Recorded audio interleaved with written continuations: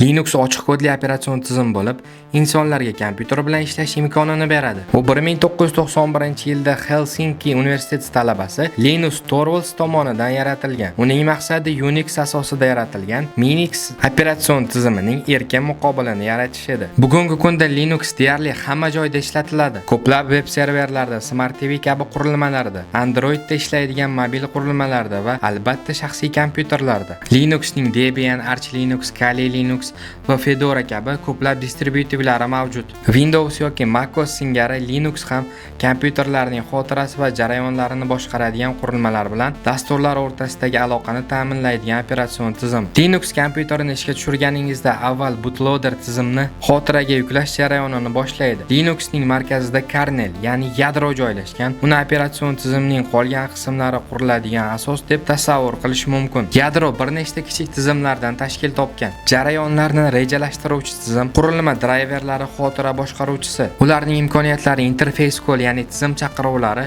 interfeys orqali taqdim etiladi. Uning ustida esa C standart kutubxonasi joylashib, foydalanuvchi dasturlar ishlatishi mumkin bo'lgan interfeysni taqdim etadi. Yadrodan tashqari Linuxni insonlar uchun qulay qiladigan ko'plab dasturlar mavjud. Ularning katta qismi tarixan GNU loyihasi bilan bog'liq. Masalan, buyruqlar qatori orqali tizim bilan ishlash uchun shell, grafik muhit uchun komponentlar, dasturchilar uchun vositalar va boshqa ko'plab dasturlar. Linux bilan ishlashni boshlash uchun o'zingizga yoqqan distributivni yuklab, terminalni oching. Aytaylik, biz Kali foydalanuvchi sifatida tizimga kirganmiz va uning uy katalogidamiz. Bu katalog terminalda tilda belgisi bilan qisqartirilib ko'rsatiladi. Hozir qaysi katalogda ekanligimizni pwd buyrug'i orqali ko'rishimiz mumkin. Bir pog'ona yuqoriga chiqish uchun cd ikkita nuqta buyrug'idan foydalanamiz. Fayl tizimining asosiy kataloglarini ko'rish uchun esa ls buyrug'ini ishlatamiz. Uy katalogiga qaytish uchun cd tilde deb yozamiz. Endi fayl yaratish uchun touch buyrug'idan foydalanishimiz mumkin. Faylni terminalning o'zida vm yoki nano kabi matn muharrirlari yordamida tahrirlash mumkin. Masalan, Vimda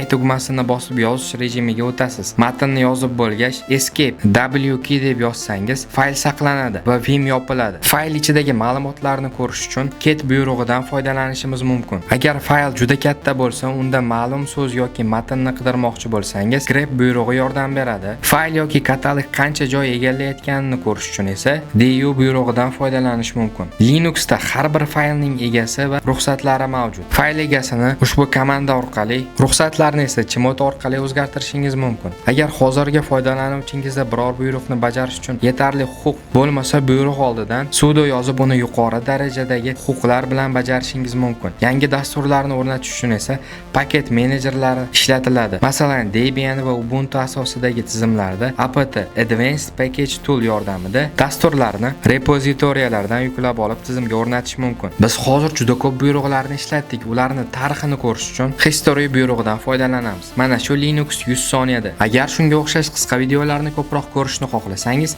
videoga like bosing va kanalimizga obuna bo'ling. Keyingi videoda ko'rishguncha